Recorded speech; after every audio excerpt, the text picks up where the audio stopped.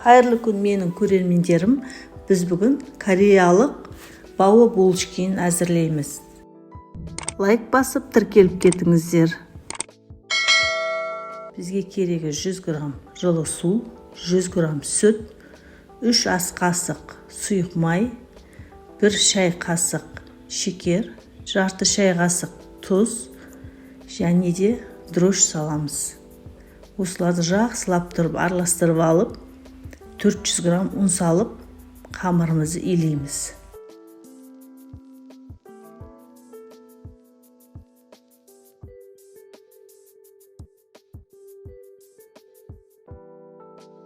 Біздің қамырымыз дайын болды. Осында қолға жабыспайтындай болу керек.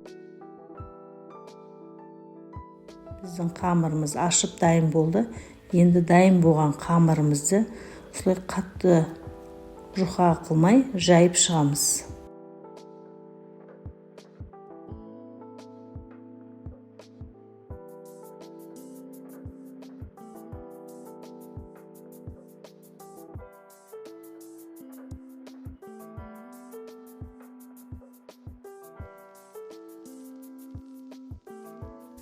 Дайын болған қамырымызды енді осындай форма болса формамен кессеңіздер де болады, болмаса пиалаймен осылай бөлсеңіздер де болады, домалақ етіп.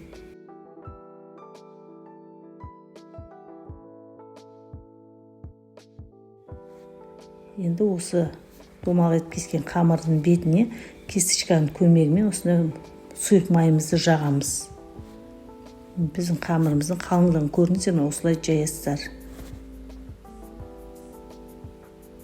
Әр домалақ қамырымызға үсті май жағып шығамыз. Енді мантоварканың тапасына тұсына майымызды жағамыз. Қамырымыз жабысқанмас үшін. Сосын қамырларымызды осылай бір бүкте жіберіп қоямыз. Арасын қатты жақын қылмай қоясыздар.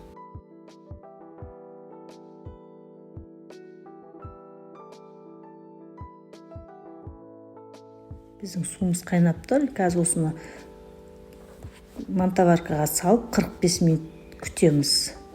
Біздің бұл қамырымыз піскенше салмасын әзірлей берейік.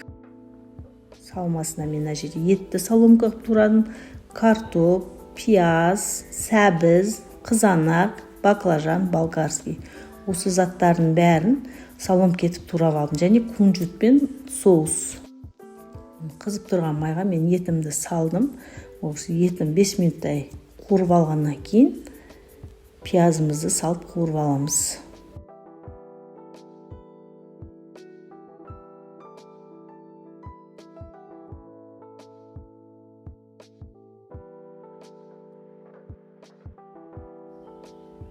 Осыларды араластырып отырып қуырып ала береміз. Шетінен басқа заттарını салып қуыра береміз.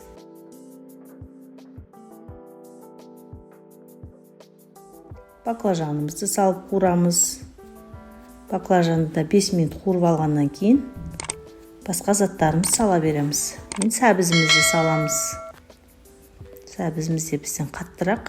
Сол үшін баклажаннан кейін сәбізімізді салып қуырып ала береміз.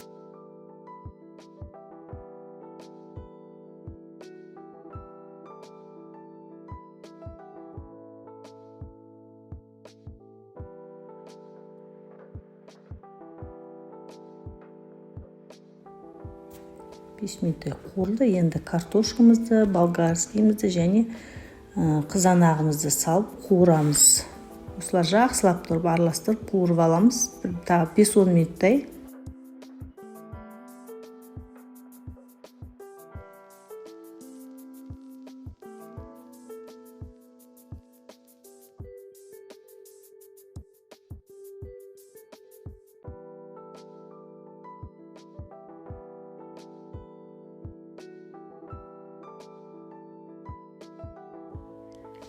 Аз шым-шым тұз салдым. Қазір тұзын көріп тағы да саламын. Дәміне қарай. Енді бетін жауып қоямыз біраз. Тұз аздау. Мен тағы да тұз салдым мен. Енді қара буш қоссаңыздар да болады. укроп, петрушка қандай бар сондай қоса берсеңіздер болады. Менде петрушка бар екен, петрушкамды және острый перец қостым. Бұл мен рецепт бойынша соус ащы бұрыш қоспасаңыздар болады. Мен ащы бұрыш қостым. Және соус қосамыз. Китайский соус бар, соны қосап, и кунжутымызды қосып, жақсылап тұрып, араластырып, бір 100 граммдай су құйып, бетін жауып қойып, баяу отта пісіреміз. Бір 10-15 минут тұрса, салмамыз дайын болады. Светінің өзі қандай әдемі болды. Осындай боп тұрған ұнатам мен. Сары, жасыл, қара боп. Цветной боп тұр. 100 грамм су жетеді, өздерінің соғы да шығады. Біздің салмамыз дайын.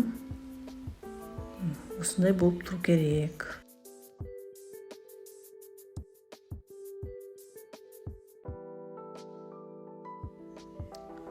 Біздің салмамыз дайын.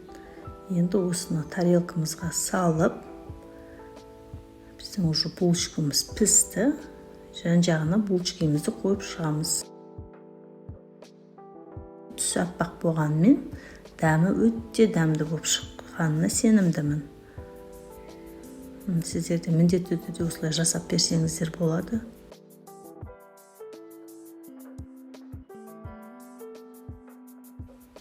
Тағамыз дайын. Бәрімізге ас болсын. Сіздер де міндетті түрде жасап көріңіздер. Үйшілеріңізге ұнайтынына сенімдімін. Осылай ортасына ары салып салмамызды. Сөйтіп дәмін көріңіздер. Лайк басып тіркеліп кетіңіздер.